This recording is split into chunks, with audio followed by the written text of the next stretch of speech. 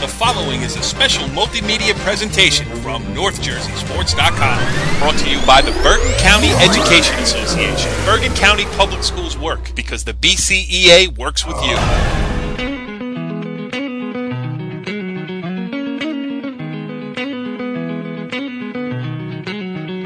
Back on the Wrestling Show, Season 4, Episode 4, the Holiday Edition. I am Corey Doviak. And we'll keep the introduction short this week because we got a lot of stuff to get to. On the show with us, as usual, this week we have Bergen Catholic Assistant Coach Donnie Spataro, Pascack Valley Head Coach Tom Gallione, Northern Highlands Head Coach Rick Babbitts, and our co-host Kenny Sirajan. Kenny, how did I do that? I made it quick. Let's go. Let's talk about wrestling. Forget everything else.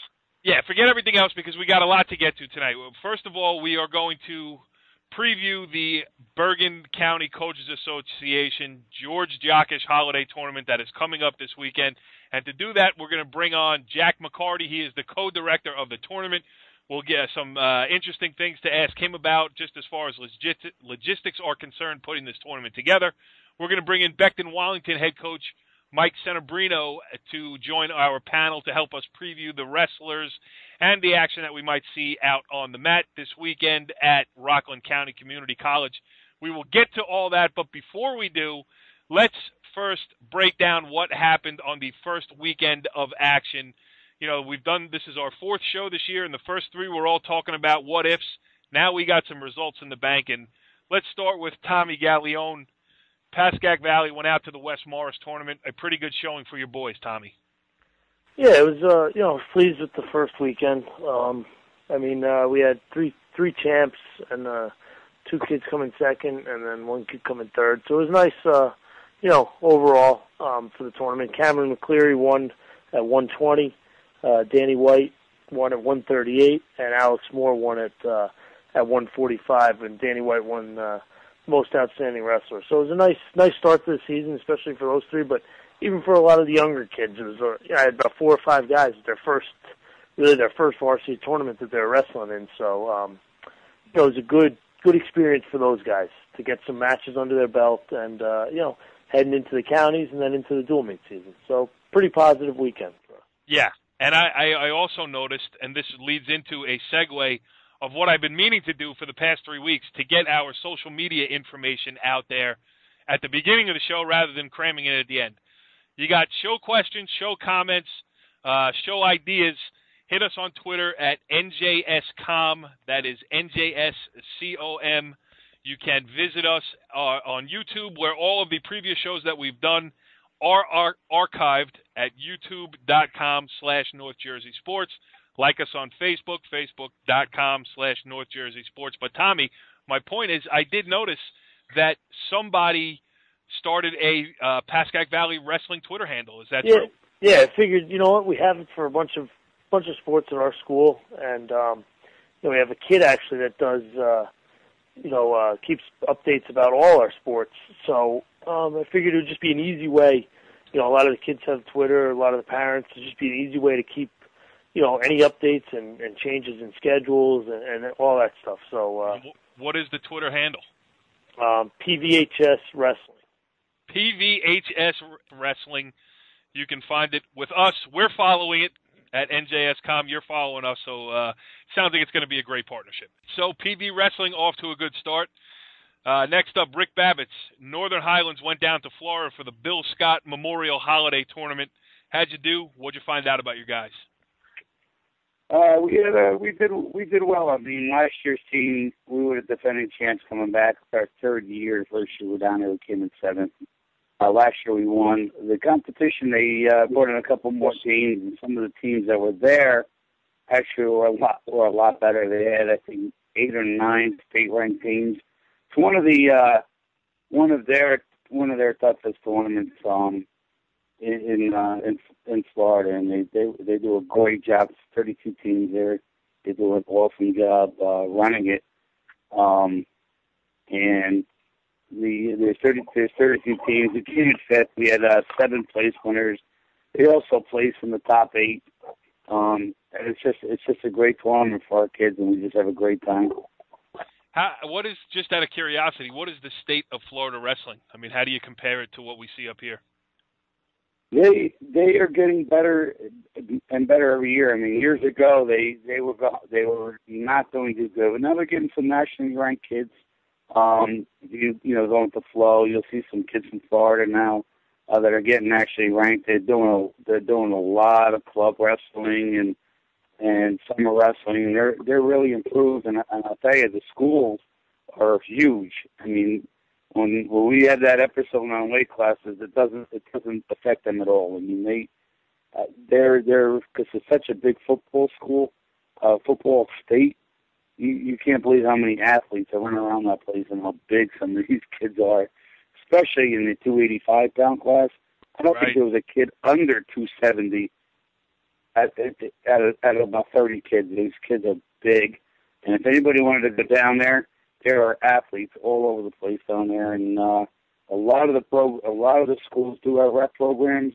So you see a big difference between the programs that have it, but they're definitely getting a lot better. And they had, the first couple of rounds you don't see great quality wrestling, but as you get into the seeded rounds, get into the quarterfinals, it gets pretty tough.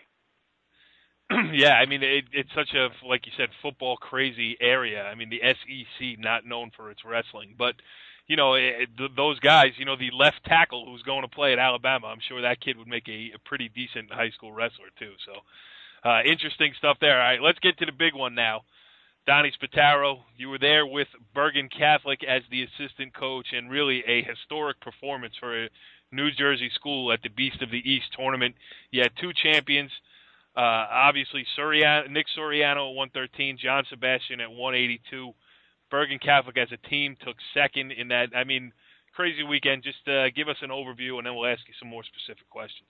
Well, last show we were talking, and I stated how I think we finished 7th last year, and we stated how all 14 kids scored points. It was a huge team effort. Well, same thing happened again this year. Every single kid won 1 or 2 matches, and some of them even won 5 and still didn't place, and scored enough team points for us to come in second, like a 1.5 points over nationally ranked Wyoming Seminary. I mean, they're a top 5 team in the nation.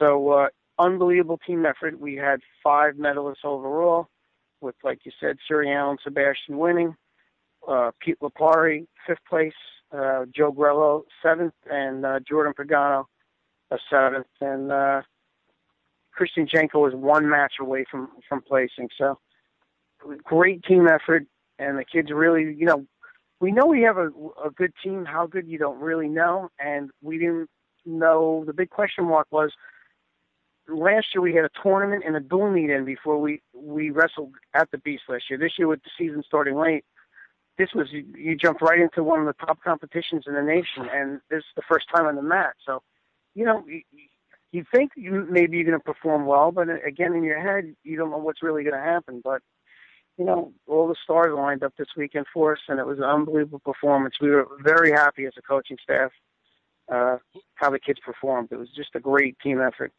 Who won it? Blair Academy, which okay, they win year after year. They're the number 1 team in the nation year after year. But, also, just the Jersey teams.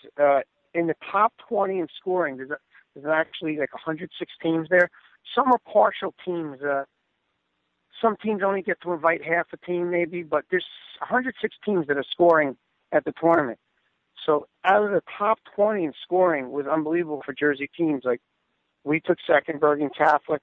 St. Peter's of Jersey City took 11th. Del Barton 12th. Don Bosco 14th. DePaul High School, which is coming on, building quite a program, was 18th, and St. Joe's was 19th. So great showing by New Jersey teams there. When you talk to other coaches around there, I mean, what's the buzz about Jersey wrestling? I mean, they saw the results too. They saw what was going on in the match. I mean, I guess they don't understand what Blair maybe they do. Wrestling guys do. They see Blair as a Jersey school, which it is, but I mean, it's a different level, more of a prep school mentality. But what's the buzz about Jersey wrestling now? Or guys from other states coming over and say, hey, what's in the water over there? Yeah, I mean, I do know other coaches from other states, Delaware, Ohio and whatnot, and they just said it was an unbelievable performance. So, you would always get a couple Jersey kids that were, nationally ranked here and there sprinkled in. But now, the talk around the tournament is these kids are unbelievable coming out of state. I just think it's a combination of these kids just putting in more time, more clubs, more time, more exposure, going to more national tournaments. Like, years ago, a lot of Jersey kids didn't do that. And now they're following that path, and it's really helping. Let's just say we're one of the top teams in the nation, and all the Jersey kids basically have caught up to the rest of the U.S. now. Yeah, absolutely. Kenny, I mean, this plays into something we were talking about, when we were batting around ideas for the show. And Donnie, I guess I'll ask it to you. Here's the thing. Do you think we're going to go talk about the BCCA Holiday Tournament coming up? Can you envision, when we get into that conversation, we will talk about the fact that obviously with Bosco, Joe's, Bergen, it's going to be tough for the little guys in Bergen County to kind of, stick their head above water and get noticed at the BCCA because of just the amount of talented wrestlers that the non-publics are bringing to the table. Do you ever see a time where, maybe Bergen Catholic with the course that it's on, I mean, like you said, you're one of the best teams in the nation. Is there ever a time where you could see maybe a parochial breaking away, maybe leaving the county tournament just to, not saying that you don't want to wrestle it for prestige's sake, but competition-wise, is there still a need for the BCCA for a program like yours?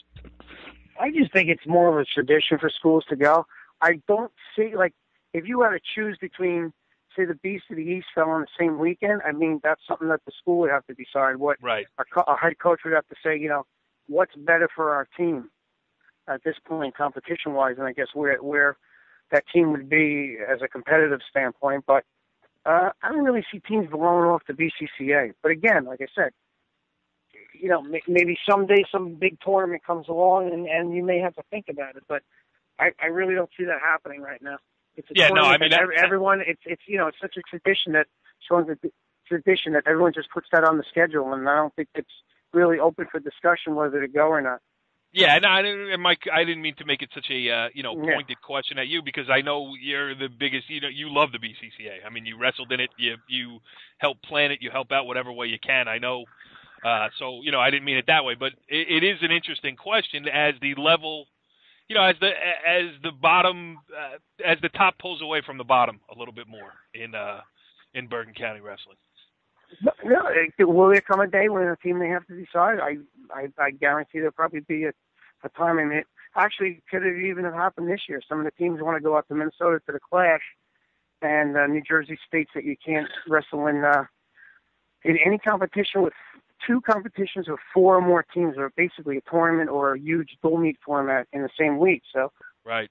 It almost happened this year with the Clash being staged next week out in Minnesota and the Christmas tournament. And we were just lucky that the Christmas tournament was a Saturday, starting the week on a Saturday versus a Sunday, Monday. So they're right then and there. There may have been a decision made whether, to choose one or the other. So, yeah, Rick, Rick, how would you feel as a public school coach? I mean, where do you weigh in on this? If the big guys decide, hey, we're going somewhere else. And again, I'm not pointing this towards Donnie. It just so happens that he's a co-host on the show here, and we're talking about the issue. But I mean, what would you think as far you being a public school coach, and you say, would you say good riddance, or would you say get back here? I'm not sure. I mean, I like that. Good teams are in this tournament, makes the tournament strong. And it goes in cycles too. Years ago when I was in high school, the parochial schools weren't that strong, but now they are, and everybody knows it goes in cycles. And what are you gonna do? You're gonna every time a team gets good, you're gonna say goodbye to them. I don't know. I think you just got to keep it going. Or I like the way Jack did, is he gave everyone a shot by having a Group 1 champ, a Group 2 champ.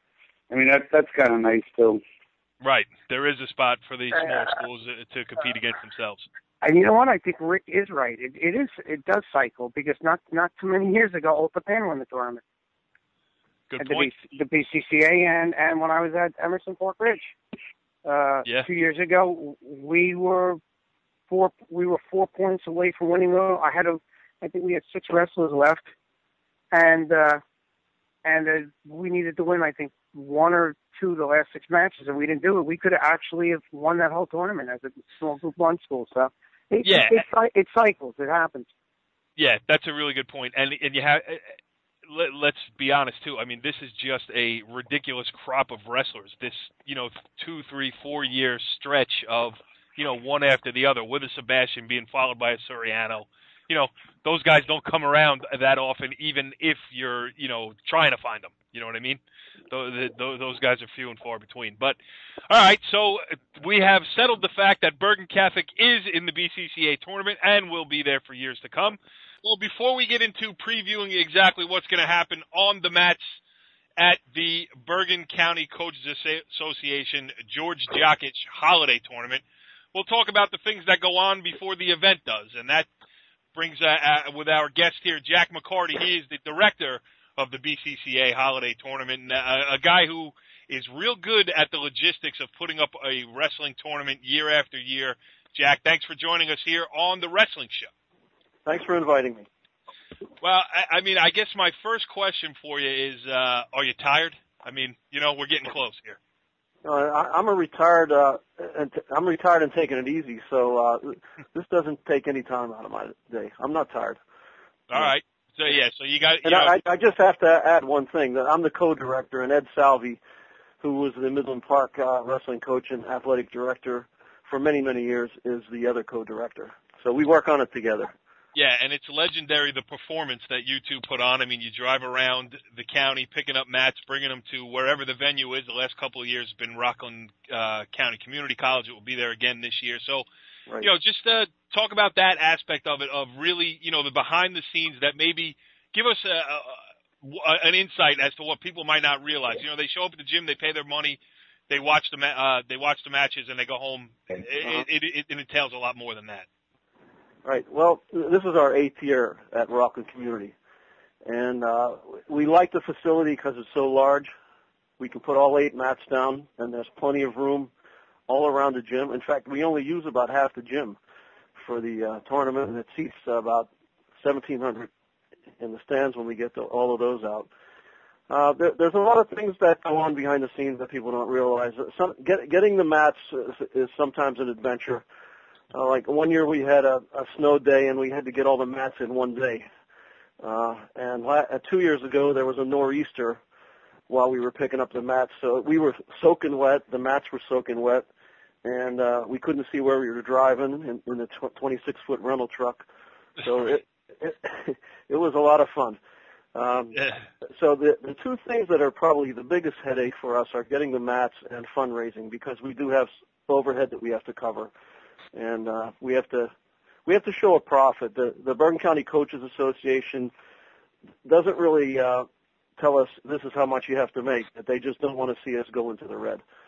So fundraising and getting the mats is probably the biggest problem. Other than that, it's a lot of fun. How about fundraising though? I mean, and you've come out on the plus side, right? Yes, we have. We have sponsors for each one of the 25 awards, and I have.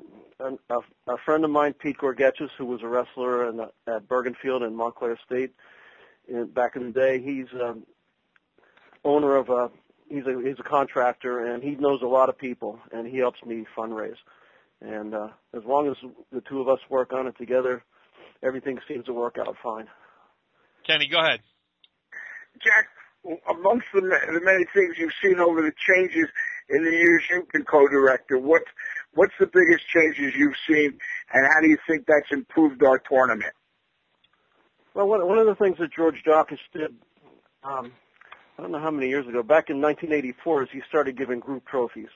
So that gave the smaller teams a chance at taking home some hardware. So that was a big improvement.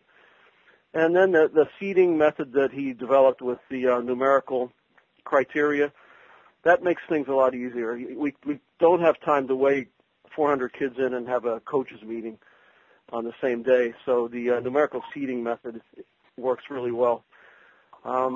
Just when we moved to Rockland, being able to put 8 mats down in the same room is quite an improvement. Everybody appreciates that, because at Paramus they had to walk back and forth between 2 gyms, and we only had the 6 mats. So This makes things move along faster. Plus, we can have more extended wrestlebacks consolations. And I think that's the biggest improvement, Jack. I think that's been the biggest improvement that all the coaches have liked is the wrestlebacks, and now you have full wrestlebacks. Right. If you make it to the final 16, then you have another match. You're guaranteed another match. And last year we started giving 8 places, so that was one more development. Go ahead. Go ahead. I was going to say, what is... Okay, Kenny, go ahead. Jack, this is the biggest, quote-unquote, county tournament that we know of and the longest-running one, correct?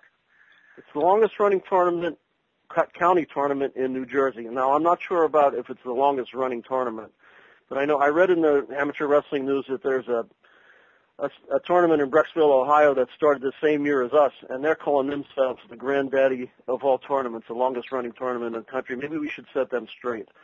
Attaboy, Jack. The funny thing is I can remember when it was, 16 teams, back in the 70s, and it's hard to imagine how it's grown this far. Amazing. Kenny, where did you guys park? It was an invitational, too, at that point, right?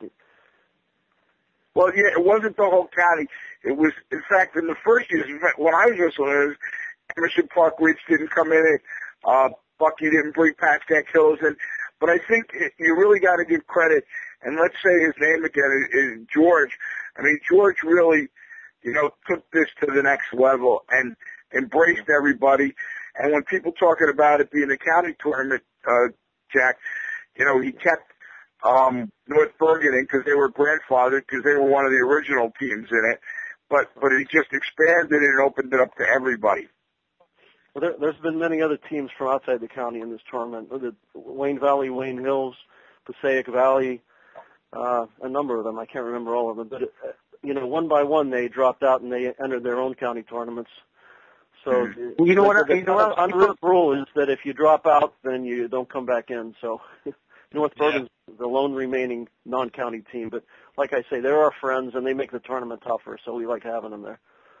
If people don't realize, back in the early 80s, there were actually satellite locations. You wrestled, they would split the teams up. Half the tournament went over to Hackensack High School, some were over at Fairlawn, and then after they would bring both locations to the semis, and they would meet at one location, then they have the semis and the final. So that's how far the tournament's come. If you think about it, it wasn't really truly a great seeding procedure because if teams, Pascack Hills happened to be at the Hackensack satellite and they were a huge power back then, you were unfortunate to be at that location with them. So the tournament is just blown by leaps and bounds. It's so great today, especially with the wrestlebacks. Jack, what's next? What's A1 on the agenda that you guys would like to see come in the near future? No, I don't understand what you mean by that question. Could you just restate it? What's next? We're talking about all the improvements that have been made over the course of the years that the tournament's been going on. Is there something on the table that you guys are actively working towards that will change it again? Well, this year, one change, I'm not sure if these guys realize it, but we're going to have a second round of consolations on the first day. So that way, the only 8 guys who are returning the second day are the 8 medal winners. We thought it was unfair that a kid would come back for the second round of consolations the second day, make weight, lose, and then be out. So this way, everybody who comes back the second day is guaranteed another couple of matches and guaranteed to be a place winner in the top 8. So that's the improvement that we've made this year. Procedurally, it was Mike Settembrino's idea. Mike's our idea man, to tell you the truth. Yeah. I'm just the guy who runs the competition, but a lot of the guys on the committee, we have a committee of 14 people, come up with ideas all the time.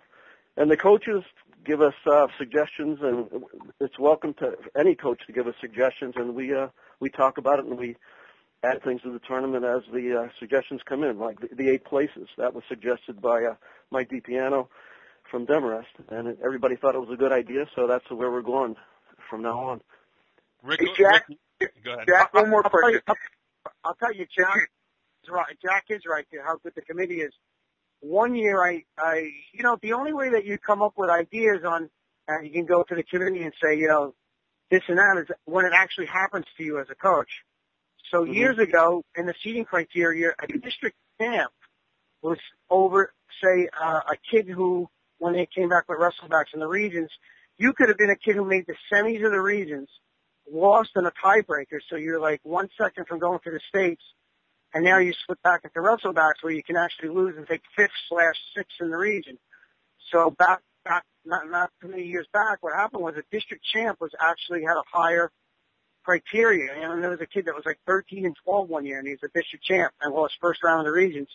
And he got a seat over a kid that actually made it to the semis of the region. So I brought it up to Jack and Mike Antonio, and sure enough, the next year, that seating criteria was changed. So they really listened to the committee to better the tournament. Can you hear us, NJSIAA? Yeah. Hey, Jack, one more question. Let me just mention one other suggestion that I got just recently from Mike Shula, who's the athletic director at Hasbrook Heights and was their coach for a long time. He thinks that we might want to look at the groups and do what they do in track and even out the numbers. Like now this year we have 9 Group 1s, 13 Group 2s, 9 Group 3s, only 4 Group 4s, and 5 non-publics. In track, he says they just divide them up into Group A, B, C, and D and try to even them out. So that's something we'll bring up, and we'll talk to the coaches during the year and see what they think about that. The non-publics will stay in their own group. That's what actually goes on with the sectionals for wrestling. I mean, in the sectional, you'll have some schools that are actually Group 2 in all sports, and then drop down to Group 1 for wrestling. That's to even out, right? The numbers between 1, 2, 3, and 4. So. Yeah, and it does even out over the sectionals and the state, but in the county tournament, it's kind of lopsided. We have a lot of Group 2s. But it's something that we'll talk to the coaches about, and we'll talk about it as a committee and see what everybody's thoughts are on that subject. Hey, Jack, one other question. I heard from somebody, I think I was talking to Jackie, and he said, are you guys doing something with All-Americans this weekend at the tournament, or am I just, was Eddie just, every year you bring up different guys. You've had state champions before. Are you doing anything special with some wrestlers this year? I think what Eddie means is I try to put something new into the program every year. So this year I have a 2-page spread of All-Americans from Bergen County schools. And I asked Eddie to help me look it over to see if it was all correct. It's surprising how many All-American guys are from Bergen County schools. There's almost 40 over the years. So that's something. If you want a good keepsake, the program has the whole history of the tournament, and that's a new page in the program this year. Well, that does sound good. And you can add a new page for this year because the BCCA George Jokic Holiday Tournament is right around the corner coming up at Rockland County Community College. Jack McCarty does a great job with help of putting the thing on every year, and he did a great job here. So, Jack, thanks for joining us on the wrestling show, and here's to hoping that everything runs smoothly. Okay, as long as it doesn't snow, everything's all right. Well, interesting stuff there with Jack McCarty as we get ready for the BCCA George Jokic Wrestling Tournament. You know what? I am going to go to that committee, and I am going to propose that we make a shorter name because I say that thing year after year. I mess it up every time. The county tournament of Bergen County coming up this week for no other reason than it's easier to say. Now let's get into some of the action that's going to happen on the mat, and to do that, we're going to bring in another member to our panel, and he is Becton Wallington head coach, Mike Settembrino. Mike, thanks for joining us here. Thanks for having me on. I appreciate it. Well, yeah, I mean, and you got to be getting excited, too. The great thing about this tournament, outside of its name, is the fact that it happens so early in the season, and you really get a chance to, rev your kids up, give them something to look forward to early in the year, and really, turn them loose this weekend. How about Becton Wallington going into this thing? We're excited. I mean, like you said, it's good that it's early in the year because we get a really good chance to see where our guys need improvements because they're going to be wrestling some of the top guys in the state. So, I mean, we really, even if they go in and don't do as well as we thought they were going to do, we have plenty of time to improve their skill set before the districts in the region hit. So, I mean, we're our 52, 60, and 170. Those are the weight classes that we're looking to, score points and medal high in. So, I mean, we're really looking forward to the weekend. All right, Kenny, I brought him in. Now you lead this conversation. All right, here's the question for you, Mike. I'm looking at your kids, and we know that, and if I pronounce his name wrong, I apologize. You got the kid Forrest, right? Yeah, you got Forrest, yeah. Roy Forrest. Forrest. And where's he going to go? Is he going to go 52, did you say? No, Roy Forrest is on 160. Oh, wow. Yeah, and where's he's a football player, so he grew. He grew from 138 into a solid 160-pounder. Where's Lachlan going to go? Lachlan's going 152 pounds, and Nathan Bueno is going 170 pounds. Well, Bueno's back where he was last year then, right? Yes, he was, and so is Lachlan. Lachlan won the tournament last year at 145 pounds, but then we moved him up to 152 halfway through the season because we didn't like how he was wrestling at 145. So he won the region at 45, and he's a state medalist. I'm sorry, he won the region at 52, and is a state medalist at 52, and now he's returning at 152. That's fantastic. So, guys, let's everybody jump in here. The biggest question I have is, I mean, are we just waiting for, Suriano and Casamenti and Gonzalez and Geraldo and Wilkins and Lachlan, or where do you guys, here's what I want to hear from first, where do you guys see the toughest weight classes? I know we don't know where everybody's going, but where do you guys see the weight classes that are going to be the most competitive? Anybody? I would start, if the weights are correct at 126, Gonzalez is there with Master Pietro and Torelli and Andriano from Saddlebrook. I mean, that seems pretty loaded to me. And you got the kid from Hackensack just beat Torelli over the weekend too in overtime. And you're leaving out state medal winner Pete Lapari. Oh, Lapari, yes, Lapari's also in that weight. Yeah, he just took fifth at the East of the East this weekend, and he took seventh in the state last year. He will be at 126 also. Yeah, so there you go. I mean, what do you got? About 4 state place winners right there. Yeah, Tommy, what do you see as a tough weight class? I mean, 126, like you said, I think it's tough to tell. I mean, we were talking before, you don't know where everyone's going to go. I mean, you look up at maybe some of the upper weights, depending on where some people fall.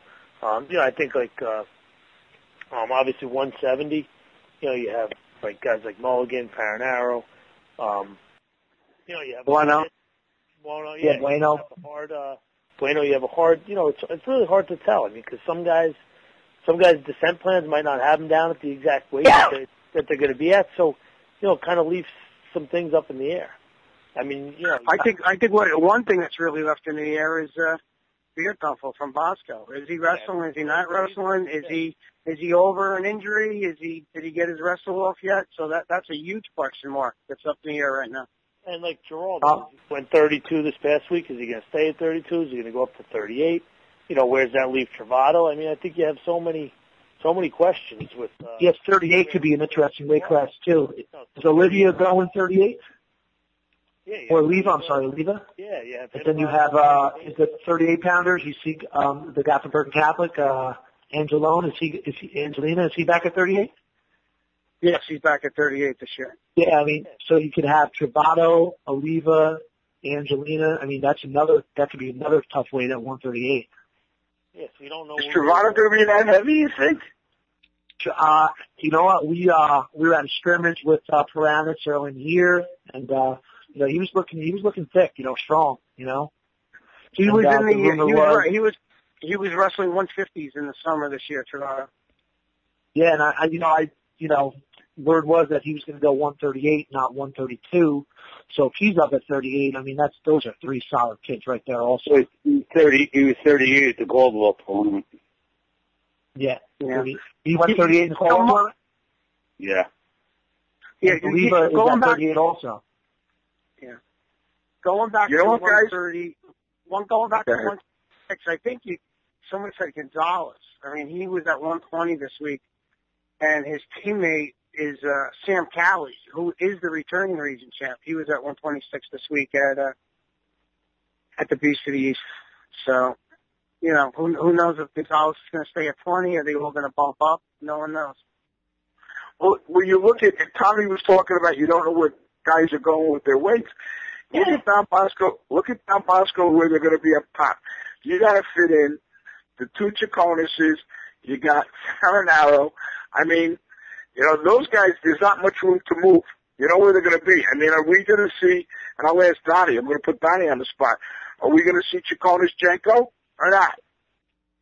I would take it that you'd see Chaconas Jenko at 220, yes. And here's something interesting also that happened at the Beast of the East. I mean, that heavyweight that's about 6'9" for Bosco. I mean, he was pretty raw last year. In one of the matches, he wrestled the heavyweight from St. Peter's that placed in the States, and he beat him. So, you know, that's something to throw in that also. A lot of people aren't considering him. He was like a raw talent last year, and here he is beating a state place winner at the Beast of the East. So it's going to be real interesting up top. It's going to be him against Wilkins then. And then there's still Suarez, who's a nimble guy for his size. I mean, you know, it'll be interesting. Let me ask you guys this question then. I mean, one comment first, and then I'll ask you guys a question. First comment is, I can't remember, Donnie, Tommy, Ricky, you've been around a long time, and Mike, this is the most returning state place winners I think we've ever had in this tournament. You guys agree? I would. In my last 10 years, I would think so. Well, this tournament is loaded this year. All right, so here's the question. Kenny, I love you. I love you. Keep going. It's freaking radio. I love dead air. Go ahead. Yeah. I get dead air for you. Go ahead. Well, hold on one thing before we go. Mike was so worried when I asked him to come on the show. He said, you know, what's it like? Am I going to sound like an idiot if I go on it? Don't worry. That's what we got Babbitt for, so don't worry. Donnie, you're a walking wrestling, you know, archive. I mean, so, you know, I'm on with some serious guys here, so I want to make sure, you know, I got to review my stuff before I hop on here. Serious guys. I once covered a wrestling match in 1987. Those are my credentials. Yes, Mike, you know, all of us the question. Mike, we're like more in tune to obviously the Region 2, where you're in Region 4 with the Southern Bergen County towns. What other guys are we missing maybe from your region for the BCCA tournament that we're leaving out? I mean, are there any guys coming up that we don't know about maybe from like the Hasbrook Heights, like some new incoming freshmen, you know, any of those teams down there that are in Southern Bergen County that are in Region 4? Well, I was thinking there's some tough kids from North Bergen. You know, the Dominguez kid, you don't know if he's going to be at 52 or 45. I mean, he's pretty tough. Off the top of my head, though, from my district, I don't think. And then you got Master Pietro from Hasbrook Heights. Right. He won his fourth straight championship at the Garfield Wrestling Tournament this past weekend. I got that information sent to me from a little birdie, so that's good. Yeah, he's a previous state medal winner also, Master Pietro. Yeah, he's a 7th or 8th. But then I don't know if the kid from the kid Beatty from Hasbrook Heights, I'm not sure if he's wrestling right now. I heard he had an injury from football, but I saw him in the state final. He was limping pretty bad at Giant Stadium. He was. So. He's a pretty tough wrestler too. I mean, he had a great match with Blando last year. He actually beat Blando in the district finals. But I don't know if he's wrestling. You know, after those guys, I really don't know too much about any other team right now. It's so early in the year. Okay, thank you. Yeah. Hey, Mike, I got another question for Mike, because right now Mike's the most intelligent one we have on this show. Oh God, Mike, you're Becton Wallington. You're a co-op program. We've talked, and I'm not going to beat a dead horse here, about the struggle for many of our schools to fill all the weight classes now, especially with the competition in football, and the fact that we are becoming a more specialized sport. Absolutely. Would you consider, I mean, are there guys that, because of the way the BCCA tournament has grown and the level it is at now, are there guys who will be in your varsity lineup that you would consider not putting into this tournament because there's no value for them to get out of it because they might come up against a Gonzalez, a Giraldo, or a Soriano in the first round?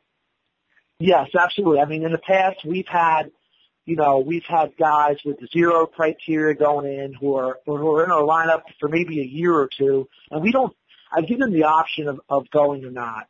And, half the time they say they want to go and compete. The other half they're like, I don't think I'm ready for it.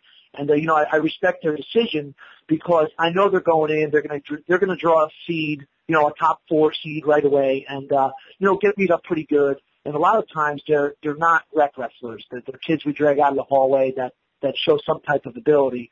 And, we don't want to turn them off from the sport right away. Because it's bad enough that, they might get throttled in the first round, whether it's tech fall, they're just pinned quickly. And then they got to sit there all day for 12 hours. Right. If it's a kid that's on the fence about wrestling in general, that can really turn up. Yeah, exactly. That can really turn them off. I mean, a lot of times, 5 or 6 weight classes in our lineup are kids that don't wrestle and rec, drag them out of the hallway. So in the past, we have done that. But, if the kids, had a full year or two under his belt, we bring them. We bring them. A lot of times we won't bring, our first year guys or maybe like our second year guys, but, we usually bring, at least 12, 13 guys. Sometimes we won't have a weight class. So, I mean, I guess, it's so early in the season and, we don't mind if we're missing a weight class or two. So, I mean, it's my job as a coach to protect my kids too. Absolutely. And, you could get sucked into the, suck it up, get out there and blah, blah, blah. But I think you're doing the right thing because it is a contact sport, a full contact sport. And really, you could be putting somebody in harm's way. So, I think we talk about the way wrestling has changed over the years. That's one of the ways it has changed where it's not just, hey, be a man and get out there. It's let's do what's right by the kid. Yeah, because a lot of times, the county tournament is such a big tournament and it's such a prestigious tournament. These top 4 seeds, top 5 seeds in the weight, they're so amped up to just get out there and show everyone they can wrestle. Then you put a kid out there kind of like, a little timid to begin with because, maybe he's had 4 or 5 matches his whole career. And, it's just, I don't think it's very fair to the kid, but there are some kids on my team that are like, hey, I want to go and give it a shot. And, we encourage that. As long as the kid is comfortable competing, we back them. But, you could tell when kids he kind of look through those deer headlights like, oh man, do you really mind? Are you sure I can stay home? Are you sure I can stay home? Yeah. So, I mean, and the sports changes so much. I mean, I remember I graduated in 97 and when I was a junior from Lyndhurst in 1997 and just the freshmen coming in now, it's so, the level that they're wrestling at is incredible. And when I was a freshman going into the county tournament, I was like, wow, this tournament's huge. I mean, now you got freshmen coming in who wrestle all over the country. This tournament's, it's not a big deal for them. They're coming in at such a high level that when I was a junior and senior, I wasn't really worried about a freshman, but now it's like nobody's safe. You don't know who's coming in from where and how good they are and stuff like that. So this, the sport is changing dramatically, like you said, it's coming like a specialized sport. Yeah, Donnie's bringing his team in fresh off a second place finish at the Beast of the East. I mean, it's like, here comes the steamroller. All right, here's a question for everybody. Tommy, Rick, if Rick is still here. Ask Rick first. Rick, ask Rick. Do I have to ask Rick first? Yes, yes. Tell me, forget about we don't know where everybody's going. Tell me the one matchup you want to see as a wrestling fan. Well, I always like to watch those Beer Dumple Soriano matches, but he said he didn't know if he was wrestling. Heavyweight matches are always fun. I mean, that kid Wilkin took second in the Beast. I thought that he might. You said the kid at 6'9". I like to see what he's got now. That could be interesting, especially for the fans. Like I said, I don't know where a lot of the weight classes are. There's going to be a lot of great matches. I think you're going to see a lot of the kids in this tournament down Atlantic City. I mean, wrestling each other for first, second, and third medals. You're going to see a lot of them. So if you're a fan and want to watch a county tournament that's this early in the year and see the best in the state, Rockland Community College is going to be a place to be. Yeah, and you know, Rick, you bring up an interesting point too, because it might even be fun to, you know, you don't know it's coming. Yeah, at this point, we don't know where everybody's going, so that might be part of the fun too. Is to, you know, these two guys are out on the mat together. I didn't see that coming, and bang, you got a classic in a final or a semifinal. I get a lot of area coaches that say to me, what, you know, most county tournaments are in the middle of the year. And everybody asks, why do you have yours so early? But it used to not really be called a county tournament. It was a Christmas tournament back when I was in high school and celebrated. It was always done around this time, Christmas time. It turned into a BCCA, but it used to be called the Bergen County Christmas Tournament back in the 70s. Yeah, it has taken on a very different life. Go ahead. Donnie, who do you want to see? I just think any match at 126 is going to be exciting when you put a bunch of those kids in, if they all fall into that weight class. Again, is Adriana, who was a state place number 1 3 years ago, going there? Is Bosco keeping their lineup the way it was at the Beast? Is Gonzalez moving up? Are they moving, up? And then you throw in Lapari for the first time, transferring into Bergen, coming from Lenape Valley. This is going to be Here's the problem, Donnie. If the kid moves up to 32, he's going to run into, Geraldo. Geraldo, yeah, I'm sorry. Throw Torelli in the mix with some other kids, and 126 can be a real explosive weight class. So I'm looking forward to seeing that. Tommy, other than 126, what do you see that you'd like to see? What matchup? I mean, I said some before, up at 170. I think you got some real good wrestlers up there. I mentioned the 3 guys. I'm actually going to agree with Rick on one thing. You don't know, even some guys, like you look at, the kid Owen Mayer last year, he came out of nowhere and wins the county title. So you have no clue where some kid may fall.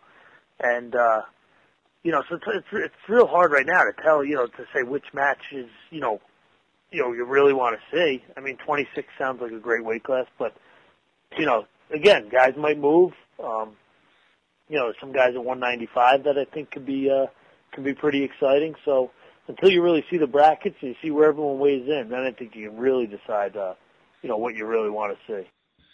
Tommy, bring your recorder and get in there close to the scales. We'll do live from the scales at the George Giacoch. That'll be all Kenny this year. I'm stepping in. I'm back on the match. I'll be coaching on Saturday. Tommy, you got a wedding this weekend or anything? Having a kid the day before, so I'll be a little late to the county tournament. Oh my God, another one. That's 2 for you now. Yeah. Well, interesting stuff there. Obviously, this county tournament is going to be fun. It is year after year, and this year should be no different as well. Hopefully, we get a good crowd out there. Take the ride up to Rockland County Community College. It's not that bad. It's right off the highway. Fill the gym and go see some good wrestling for a good price. So that wraps that up, and next week we will have we'll be talking about who won the thing. So time moves here in this wrestling season, and we would like to thank Mike Settembrino, the head coach of the Becton Wallington wrestling team, for joining us here. And really, you made us sound like idiots because you did such a good job on here today. Oh, thanks. I appreciate it. All right, thanks, Coach. We'll talk to you soon, and best of luck this weekend. Thank you. I appreciate it. Thank you. Well, that's it. I mean, how much more can you talk about the BCCA George Giacoch Holiday Tournament before the thing finally gets wrestled? We gave you the co-director of the tournament, Jack McCarty, kind enough to join us. We brought in an extra member of our panel, Mike Settembrino, to talk about it. Soup to nuts, nuts to bolts. That's the BCCA Holiday Tournament. And Kenny, that is Season 4, Episode 4 of the wrestling show. I think we touched a lot of bases tonight. Yes, we did. And then next week we'll have interviews live from the tournament so people can hear the kids and the coaches speaking directly. So we'll have that on next week. Are you committing yourself to that this year and are going to follow through? I'll be there. I'm back on the sidelines this year, so leave me alone. All right, good stuff. Hey, Rick, best of luck in the BCCAs, and Tommy, same thing. Thank you. Thank you. I'm excited. Next week we'll have another nice special guest on the show as well. Really? And everyone will find that out, over the weekend. All right. Yes, but tell me I can't take it. Tell me. Well, let's just hope that this one. Well, I shouldn't say let's hope, but there is a possibility that there will be another singlet-wearing member of the Bergen County wrestling community this weekend. Is that correct? could be the next generation of the Galileo wrestling family. Oh no, that's not what I'm. That is there's another special. Oh, you got a real special guest. Oh, we got something good for next week. All right, well, stay tuned. Next week will be Season 4, Episode 5. We will catch you all then. Follow the leader.